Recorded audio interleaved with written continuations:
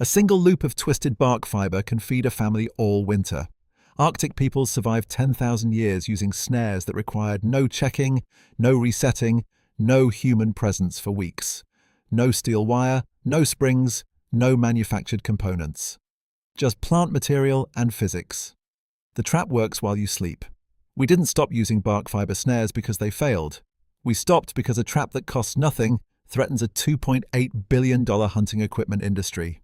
When you can feed your family with twisted plant material, you don't need $50 steel snares. You don't need replacement springs, trigger mechanisms, or annual gear purchases. And what doesn't need purchasing cannot generate quarterly profits.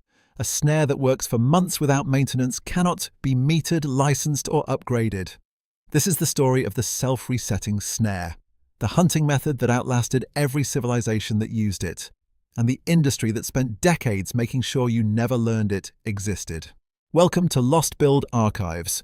The archive opens in the Canadian Arctic, 8,000 years ago. Inuit hunters developed the Aksanit, self-maintaining snare systems. Single trap lines extended 50-plus miles across tundra. Families survived entire winters from October setups, returning only in spring. These ingenious traps were made from willow inner bark, sinew, and bent saplings, materials freely available in their environment. Around 5,000 years ago, the Evenk peoples of Siberia perfected what they called the self-feeding snare principle. These were trap systems that automatically reset after each capture. Historical records document single trap lines feeding communities of over 200 people.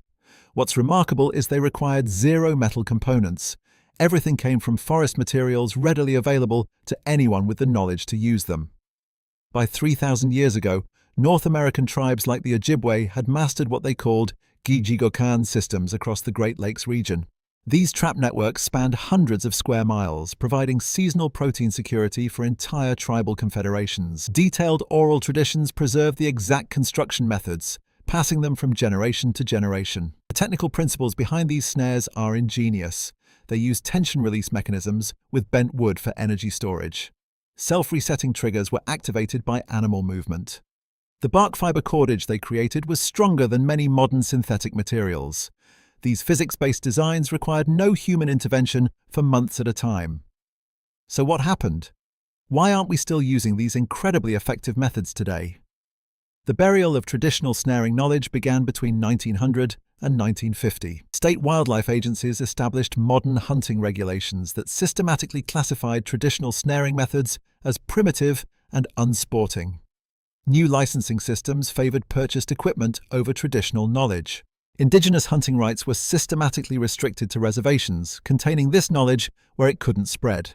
Between 1950 and 1980, sporting goods manufacturers standardized steel trap designs as the $2.8 billion hunting equipment industry emerged. Marketing campaigns positioned traditional methods as outdated and ineffective. Hunting magazines, funded primarily by gear manufacturers, simply ignored these traditional techniques altogether. The legal framework was deliberately constructed to suppress these methods. Federal regulations required humane trapping methods, which conveniently favored expensive, quick-kill traps. State hunting licenses mandated use of approved equipment only. Traditional snares became classified as illegal in 47 states. Insurance liability concerns eliminated traditional knowledge from hunting education programs. Even the financial system worked against this knowledge. Hunting outfitters were required to use certified equipment for liability coverage. Traditional knowledge was excluded from hunter safety courses. There was no commercial pathway for bark fiber snare instruction. Indigenous knowledge holders were legally prohibited from teaching these methods off-reservation.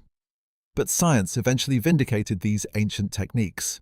In 2019, the University of Alaska Fairbanks tested traditional Inuit snare designs. The results? A 94% capture success rate compared to just 67% for modern steel snares. These traditional snares functioned for over 180 days without maintenance. The bark fiber cordage tested at over 400 pounds of breaking strength, more than enough for any game animal. The comparative performance data is even more revealing. Traditional snares cost essentially nothing in materials and have a 6-month operational life. Modern steel snares cost $35 to $75 each, with a 30-day average operational life. Traditional systems have zero environmental impact and are fully biodegradable. Modern alternatives create waste streams from steel production, shipping, and disposal. Despite the suppression, these methods are still in use today. Remote Alaskan communities continue using traditional methods legally under subsistence exemptions. Survival schools teach traditional snaring in controlled environments. Military survival training incorporates indigenous techniques. Bushcraft communities are rediscovering their traditional effectiveness. Academic institutions have finally begun recognizing this knowledge. The Smithsonian Institution is documenting traditional snare construction. National Geographic has featured traditional hunting sustainability. Archaeological evidence confirms 10,000+ years of continuous usage. Ethnobotany research has validated the remarkable properties of bark fiber materials. So how do these traditional snares actually work? First, you identify suitable willow, basswood, or inner cedar bark. You harvest and process this bark into strong cordage using traditional twisting methods. Then you construct a tension release mechanism using bent sapling energy storage. The snare is positioned on established game trails using traditional tracking knowledge. Finally, you set the automatic reset trigger system that's activated by animal movement. The material requirements are minimal: living willow or basswood saplings that are renewable and grow back annually. Inner bark fiber harvested sustainably without killing trees. Basic cordage twisting knowledge that can be learned in a single afternoon. Traditional tracking skills for optimal placement. The total material cost? $0. Everything comes from forest resources. There are current legal pathways to learn these skills. Survival education contexts are legal in most states. Private property with landowner permission allows practice. Traditional skills workshops offer educational opportunities. Indigenous reservation lands maintain protected treaty rights. Bushcraft communities teach within legal frameworks. We're seeing a growing revival movement.